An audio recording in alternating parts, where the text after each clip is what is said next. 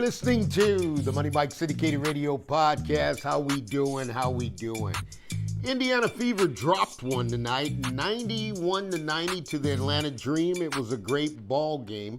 Indiana Fever trailed throughout the entire game, able to come back and just failed a little short right at the end. It was felt like 5-10 for almost the entire game. What do you feel like you guys couldn't quite get over that hump until late with that push? I mean, it's really hard when you dig yourself a hole like that in this league. Like, it's tough. I thought we had a bad start to the game. I thought we had a bad start to the second half. It felt a little flat as a group out there on the floor. So, we can't put ourselves in those types of positions. I mean, I thought Atlanta played well. I thought they used their two bigs well. I thought we didn't really try to attack them in the half court. If they're going to play two bigs, we have to find ways to exploit that a little bit more. But you gotta give them credit, but I just felt like just some bad starts. I mean, like I said, second and fourth quarter, 13 and 15 points. First and third, 31 and 32. So that's telling you something right there. So go back and watch the film, and that's the great thing about this league is you have a day and you play again. So nothing to get too worked up about. A lot of positives, but also a lot of things we can really get better at. So got another shot at him at Thursday. You hit those 2 threes to make it a 4-point game and tried to get the crowd in it. Yeah. What did that energy mean to you guys, and why do you feel like it wasn't there in the first maybe half or first 3 quarters of this game? Yeah, it felt like the crowd was kind of just waiting for a moment to cheer and kind of go crazy. So I appreciate them. They really helped us there, especially in the fourth quarter, and helped us really get the lead there with a few seconds to go. So the crowd was incredible. But like I said, it was just flat. We missed free throws. We missed layups. We didn't really execute. They were physical. And I think that was kind of what... Quite the finish, 91-90. The Fever basically had a will to win and just couldn't close it out. If you look at the numbers, of course, Caitlin put down some good numbers, obviously, shooting 9 for 20, 5 for 11 from 3, shooting really deep. 4 from 5 from the free throw line. Got 11 assists and carried it, 2 steals. And really, you look at it this year, just 3 turnovers, right? So, what do you think was just the difference in, I guess, the up and downness of the defense throughout the game? Obviously, 13 points in the second quarter and 15 in the fourth quarter, but then unevenness all around. I didn't think we were disruptive at all. I felt like we let them move the ball wherever they wanted to. We had a lot of breakdowns in our coverages. We weren't really helping one another out. We played like 5 individuals defensively at times instead of collectively as a unit. And good teams take advantage of that. Atlanta was really good at getting downhill. They knocked down some tough shots, but when you dig yourself a hole, it makes it really difficult to use all your energy to come back. Given that you did get in that hole, and in fact you were down by like 9 with 4 minutes to go, it seemed like it was still right there to be taken. Yeah. And that must be encouraging in itself. It is. I mean, I told our team to start. I'm proud of our fight, the toughness that we showed, our ability to stay together. Our bench was really engaged in every timeout and in every huddle. We were all engaged, and yes, that's a moral victory, so to speak, I suppose. But at the same time, you got to be ready to go every game in this league. Teams are too good. It's a long season. We're going to continue to grow. We still got to figure out how to get all 5 players on the floor on the same page on both ends of the floor. We're pretty disjointed sometimes offensively, just as much as we are defensively. And anytime you give up 30-point quarters and put somebody to the line 32 times, it's going to make it really, really tough to win. Caitlin did good. You had a good game going there, and then you're going to get the co-pilot, right? Her and Boston, I'll tell you, there's a special connection there. And Boston really showed a two-way game tonight. Boston got on the court. Boston did her job on the offensive end. Boston did her job on the defensive end. Now, you had some struggle points, and it's going to happen. One thing I always tell you as the Indiana Fever, I can look at this team and tell you, the team can trust its process. Even if they get behind, they can go down by 15.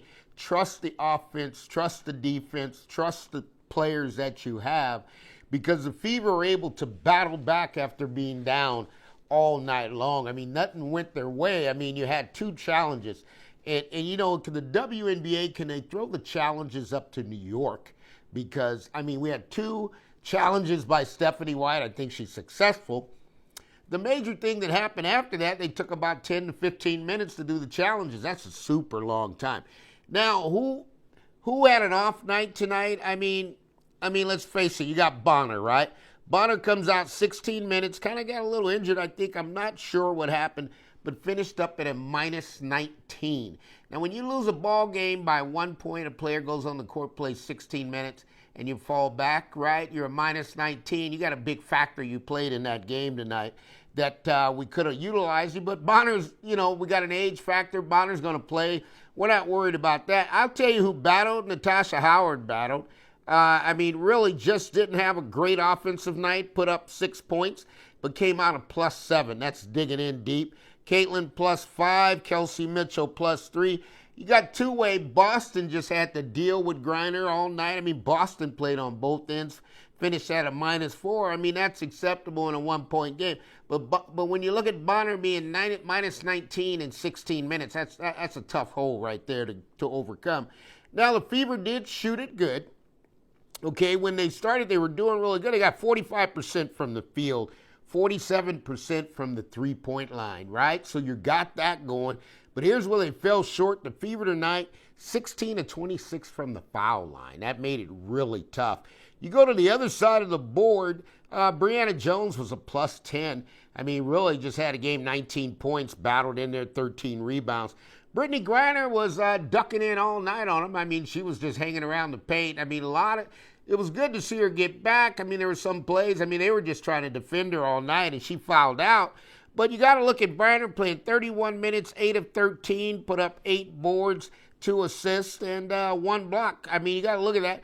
And -1 for the Knights, put up 21 points, so it was there. Gray at the 1 spot just really contributed, +8, 16 points.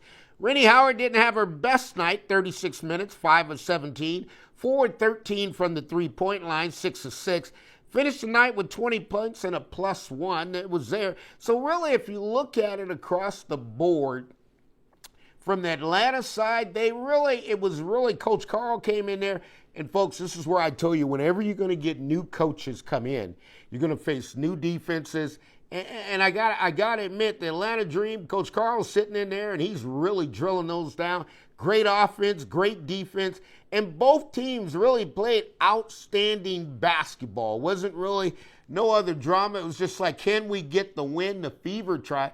But I can respect it because the Fever, you have to understand, you play an opening night. Okay, you play the Chicago Sky. You blow them out. It's opening night. All your emotion, all your energy goes there. But when you come back around, you got to do this again. I mean, you got players where they're going to battle. They're going to struggle. They stayed together as a unit. But at the end, they just fell a little short. I mean, it was an uphill battle all night. But one thing I can tell you that Stephanie White's instilled into the Indiana Fever is not to quit. We don't quit. We play this out. We play it. We may need to go to a 4-man crew with the WNBA officials. Never seen it done. I'm sure they're working on it, a 4-man officials crew. There's just too many fouls in and out. Everybody's complaining. Missing obvious who knocked the ball out of bounds. I mean, that's not there. Now, I've got one pet peeve. Money Mike's got one pet peeve, and this one here, I don't get it. I ride or die with the player that I got here with. That's Caitlin Clark. When I say ride or die with Caitlin Clark, it don't matter if this is the end of the game. I am not taking Caitlin Clark out for an offensive, defensive possession. I saw Christy Sides do that. I did not like it. I saw, Stephanie White do the same thing. I do not like it, and the reason I don't like it is because Caitlin makes the read. She can make steals. She's there to make play. Now you're taking the playmaker out the game, and it costs you. It costs you. You cannot do that. You got the MVP of the league, of the WNBA, bigger, faster, stronger, but now playing defense, guarding Rennie Howard's guarding her, accepting it. We get to the end of the game, you got to put somebody else in who's not even in the flow of the game, and then you got to try to come back and get her in. Go with what got you there. I don't know who came with the philosophy, but if you're down by 15 and Caitlin brings you back, why don't you let her finish the game? That's only rightful to do, and that's the way the Fever should do it. I think that this one here was a game, folks. It was good for Stephanie White. I saw a lot of what she's put into players. I saw a lot of the strength and conditioning. I saw a lot of the training that the staff has done. I saw a lot of positives. This loss, to me, gave me more intangibles of positives than I ever have. And I'll tell you something, Lexi Hole is a heck of a basketball player. And right now, the Indiana Fever do not have Stephanie Cunningham. Now, if Cunningham played, would it have made a difference? Yes, because Cunningham plays a different role, knocks down shots, able to read defenses, also able to make defensive plays. But did Caitlin show her the maturation process of who she is, what she is, and how she plays? You better believe it. She's better than ever. I thought, you know what? I thought it'd be tough to match what she was doing her freshman year. I call it freshman, but it's really the rookie year. But if you look at Caitlin, you got 20 shots tonight, right? You got 5 from 11 from the three-point line. You got 4 or 6 coming out there in the free throw line. You get 5 rebounds coming on the defensive end. Then you get a total of 11 assists. You get 2 steals. 3 turnovers is special. You come out of +5, you drop 20 points. Now, you got the big 3 handled their business, right? You got Boston finished with 24. You got Mitchell finished with 24. And you got Clark finished with 27, right? And then you got Lexi Holes. I'll tell you something. She battled all night, and Lexi Hole gave you some great minutes to foul trouble. Paid 29 minutes. This is what I want to tell you about Lexi Hole and how special Lexi Hole is. Gravitate to this, folks. Lexi Hole played 26 minutes, is a +14. When you win by 1, that means Lexi Hole performance is 13 points ahead of the final score. That's a ball player. That player right there is really can get it going on the offensive end, knock down a 3, and man, you talk about a full-on two-way player. So now what do you got? You got Boston, the two-way player, playing both ends, offense and defense. You got Lexi Hole locking it down. You don't have Cunningham. You got Mitchell was getting going. Everything was in place. The Fever don't need to really change much. Just absorb and understand why you lost. Absorb and say on TV, for every TV game you got, you're going to get your best shot from the best team.